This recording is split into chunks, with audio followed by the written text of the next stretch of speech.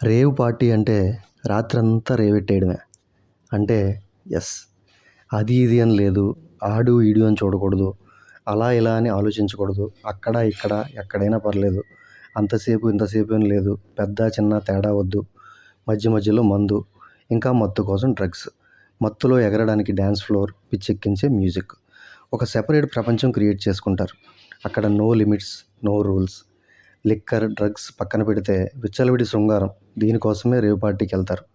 ఆ మత్తుకి, ఆ కిక్‌కి, ఆ ఫీల్‌కి అలవాటు పడిన వాళ్ళు మళ్ళీ మళ్ళీ ఆ పార్టీలకు వెళ్ళడానికి ఇష్టపడతారు.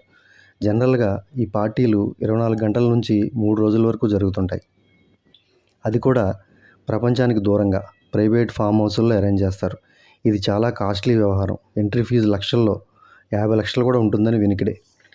అందువల్లే డబ్బున్న వాళ్ళు, సెలబ్రిటీస్, ఫిల్మ్ స్టార్స్, పొలిటీషియన్స్ పిల్లలు అలాంటి వాళ్ళే ఈ పార్టీల్లో దొరుకుతారు.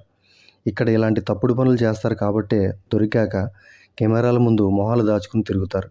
రేవ్ పార్టీకి అటెండ్ అయ్యే వాళ్ళు కొన్ని ఇంపార్టెంట్ టెస్ట్స్, ముఖ్యంగా హెచ్ఐవి టెస్ట్ కూడా చేయించుకోవాలంట. లోపలికి మొబైల్స్, కెమెరాస్ అలౌ చేయరు. అక్కడ సీసీ కెమెరాస్ ఎలాగో ఆపేస్తారు.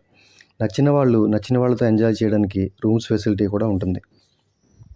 వాళ్ళతో బోర్ కొడితే తర్వాత ఇంకొకళ్ళతో, అలా వాళ్ళిష్టం. అలసట తెలియకుండా, నిద్ర రాకుండా, జోష్ కోసం మధ్య మధ్యలో తాగుతూ, డ్రగ్స్ తీసుకుంటూ, డ్యాన్స్ చేస్తూ అదో లోకం. ఈ పార్టీకి అటెండ్ అయ్యే వాళ్ళకి మాత్రమే సమాచారం సీక్రెట్గా షేర్ చేయబడుతుంది.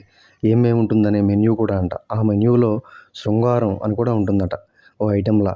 ఈ రేవ్ పార్టీకి అటెండ్ అయ్యే వాళ్ళని రేవర్స్ అంటారు. ఈ రేవ్ పార్టీ అనేది 1950ల్లో ఇంగ్లాండ్లో స్టార్ట్ అయ్యిందని, కాదు 1980ల్లో చికాగోలో స్టార్ట్ అయ్యిందని అంటుంటారు. కానీ ఇండియాలో మాత్రం గోవా నుంచి స్టార్ట్ అయ్యి అన్ని నగరాలకి విస్తరించింది. ఫైనల్గా చెప్పాలంటే మనుషులమని మర్చిపోయి, పశువుల్లా మారిపోయి, వైల్డ్ బిహేవియర్తో ఎంజాయ్ చేసే పార్టీయే రేవ్ పార్టీ.